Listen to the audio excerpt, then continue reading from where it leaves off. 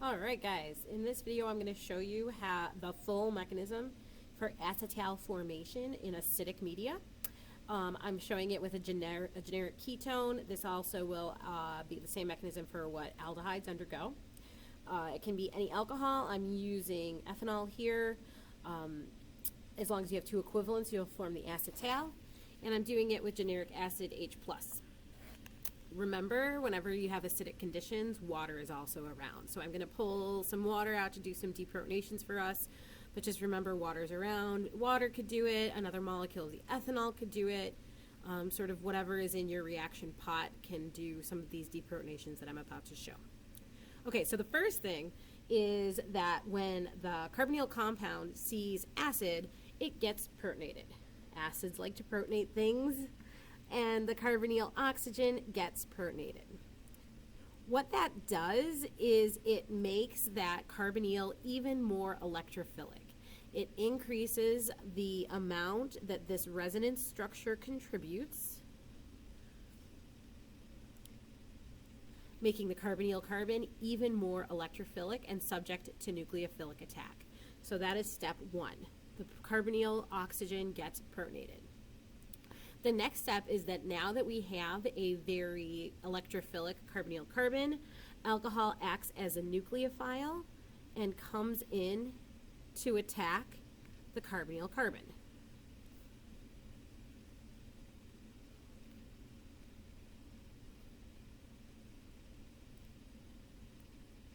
Don't lose that hydrogen on there. Don't lose that positive charge. So remember, charge is conserved across reactions. So in the first step, we had an H+, so that's positively charged. The next step, we have that protonated oxygen that has a positive charge. The next step, we have that protonated alcohol that also has a positive charge. So make sure you're not losing things as we go. When the nucleophile attacks the carbonyl carbon, the weakest bond breaks. That weak bond in the molecule is the pi bond. Pi bonds are relatively weak. That's why the electrons swing up onto the oxygen. Now, there's many different things that can happen with this protonated intermediate. Here, wait a minute. This is step two. Step two is nucleophilic attack. Now, we can do a lot of different things. We can do an intramolecular proton transfer, or we can do an intermolecular proton transfer. I'm going to show that. So I'm going to show that happening with water.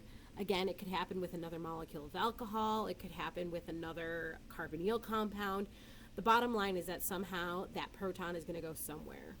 So if we do an inter between two different molecules proton transfer, this is step number 3, what we form is the hemiacetal. The hemiacetal has a carbon that is attached both to an alcohol group as well as an ether group. Now remember, it is not an alcohol. It is not an ether. When they are on both the same carbon, it is a hemiacetal. Hemiacetals react differently than if it was an isolated alcohol or an isolated ether. It is a hemiacetal. So that's where we're at right now. We have formed the hemiacetal. We are going to keep going to form the full acetal. And what happens is another proton comes in, and we're going to protonate our alcohol. If we protonated the ether side, we would go backwards. So remember, all of these in the end are actually equilibriums. So we've got to be careful. If we can go forward, we can just as easily go backwards. So you might ask yourself, well, why doesn't the ether get protonated? It absolutely would. You would go backwards in the steps. I'm just showing what's going to take us forward. What would take us forward is the protonation of the alcohol. So this is step number 4, protonation of the alcohol. Group of the hemiacetal. Remember, it's not an alcohol. It's the alcohol group of the hemiacetal. Now, what does protonation of that alcohol group do for us? Well, it makes water, which is just, as you well know, a fabulous leaving group. So water now is going to leave. That's step 5. After water leaves, what are we left over with?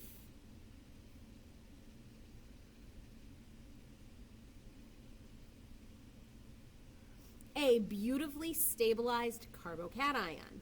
It's stabilized because the oxygen has lone pairs of electrons on it. Those lone pairs of electrons can swing down to be a friendly neighbor via resonance and stabilize the carbocation. So that is a particularly stable carbocation. So then that carbocation hangs out and it looks around and it says, okay, I want a nucleophile to react with me. So this is why you need two equivalents of the alcohol. Another molecule of our alcohol comes in to do the nucleophilic attack. This is step number 6. Oh, sorry about that. Let me erase. Get back to black. So we have that ether group already on there. And then we had this another molecule of alcohol come in. Don't lose that hydrogen yet. Don't lose a positive charge. All right. So now we have this. It's going to hang out and wait again until it gets deprotonated. Once again, I'm going to show this happening with water. It can happen with anything that's in the reaction mixture.